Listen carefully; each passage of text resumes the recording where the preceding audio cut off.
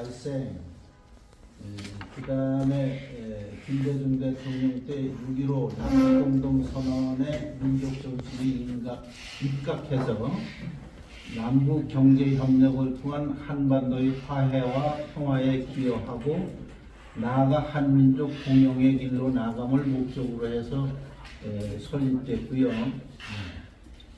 그 다음에 남북정상선언문 대부분 기억하실 거니까 넘어가고요. 또 남북경영국민운동본부 사업정관, 우리 사업정관에 의해서 법률에 대해서 우리한테 이제 남북에 관한 법률을 이해를 하고 그것을 잘 활용해서 남북이 평화적인 통일로 가자는 것에 대해서 하고 있는 것이죠. 그래서 제가 저도 2001년에 8월에 평양을 갔었습니다. 지금 여기 지도 보면은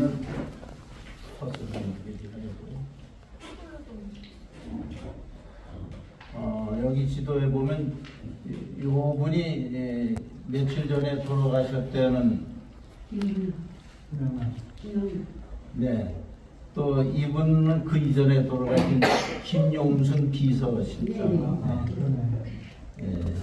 같이 만나서 얘기를 나눈 게 있고 그 다음에 저기가 안 보이네요. 그냥 손으로 이렇게 여기가 LED라서 빨간 게 안 돼요. 그냥 손으로 이렇게 손 조심히 좀. 밑에 그림은 제가 지금 발표하는 내용이 평화망이라는 그러니까 북한하고 우리하고 전력을 연결하고 러시아하고도 연결하고 일본도 연결하고 중국도 연결해서 그걸 망을 만들면 서로 에너지 문제 제일 남북 통일에 줘야 되는 것이 경제 사정이 우리에 비해서 지금 북한이 상당히 좋지 않은 거죠. 그래서 너무 차이가 심하기 때문에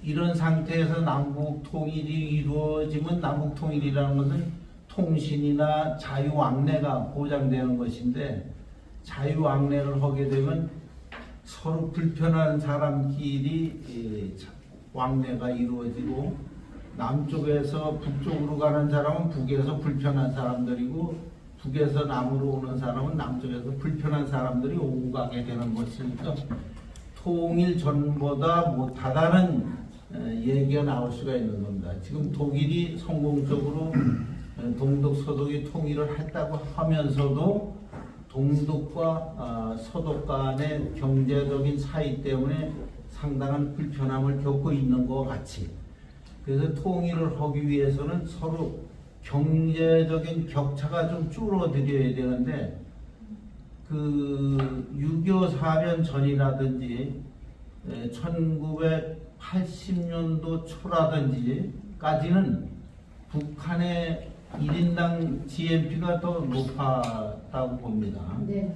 인구가 우리의 반 정도이기 때문에 국력으로는 우리가 더 부자였지만은 한 사람당 소비 소득 GNP나 뭐 GDP나 이런 걸 따져보면 북한이 오히려 우리보다 생활이 나았었던 거죠. 우리는 모르고 살았지만 제가 그 통계를 이제 거듭해서 이렇게 해보면 그런 거죠. 근데 그 후에 급격히 북한은 경제 발전이 침체돼 있었고 남측은 이제 뭐 우방들과의 그 서로 협력 관계가 좋고 수출 관계 잘하고 해서 경제 사정이 높아져서 심지어는 지금 북한이 우리에 비해서 1인당 GNP로 와서 10분의 1도 안 되는 그런 낮은 상태이기 때문에 아까 말씀드린 것처럼 이 상태에서 자유왕래가 이루어진다는 것은 불편할 수가 있다. 다시 헤어지기 쉬운 분위기가 되기 쉽다 이런 얘기입니다.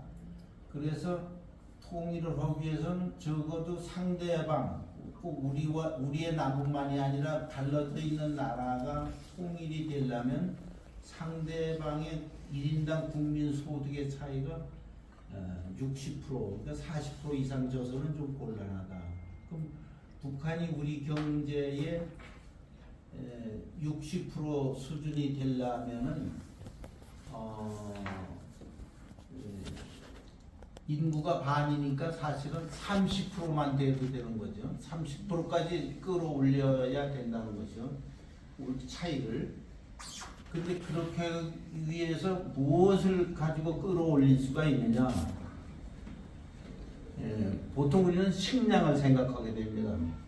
식량을 제일 첫째로 치는데 우리 남측도 그렇고 북측도 그렇고 식량이 다 부족하기 때문에 외국으로부터 식량을 수입합니다. 네. 근데 한국이 수입하는 것이 한국도 식량을 90% 이상 수입도 하고 했어요. 쌀은 지금 이제 충족이 된다는데 옛날 쌀까지도 해서 우리가 국내 생산보다는 수입하는 것이 더 많다는 얘기죠. 네. 북한도 물론 그렇고. 자급자족이 안 돼. 네. 예. 그런데 그 다음에 또 하나가 뭐가 중요한 게 있냐면 에너지 문제. 네. 식량도 사실은 에너지가 있어야 식량을 만들어냅니다. 근데 에너지도 수입을 해서 쓰는데 우리를 생각할 때 98% 정도로 수입에 의존했습니다. 지금도 아마 97% 이상을 수입한다고 보고 있습니다. 그리고 돈으로 보면 식량 수입보다 에너지 수입에 대한 돈이 10배가 넘습니다. 네. 그러면 뭐가 제일 북한의 경제를 일으키는 데 도움이 되느냐면 에너지 문제를 자급자족할 수 있는, 물론 북한은 에너지를 자급자족이라는 방식을 갖고 나와서 발전도 수력 발전을 위주로 했어요. 그러니까 전체 발전량 중에 수력이 50%가 넘는 거예요. 우리는 수력 발전할 때가 별로 없어갖고 6.25 사변으로 그 전쟁할 때만 해도 우리나라 수력 발전소는 8천 정도가 있었던 거예요. 소양강 같은 거 없어요. 그래갖고 우리는 99% 정도를 수입을 한다고 그랬죠. 에너지 중에. 그리고 수력이 차지하는 비율이 화력발전소하고 이렇게 비교했을 때 현재를 얘기하는 겁니다. 수력은 한 양으로 보면 2% 정도예요. 100% 에너지 소모되는 거에 2% 정도. 그럼 나머지는 뭐냐?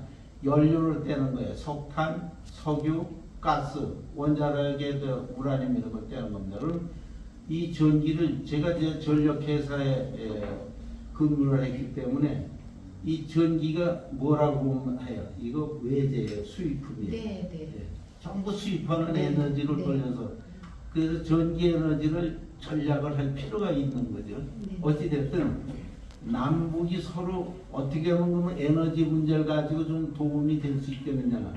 우리나라도 에너지를 수입을 그렇게 하는데 북한이 에너지가 부족하다고 해서 에너지를 줄 수가 없잖아요. 그래서 제가 제안한 것이 이제 여기에 나오겠습니다만은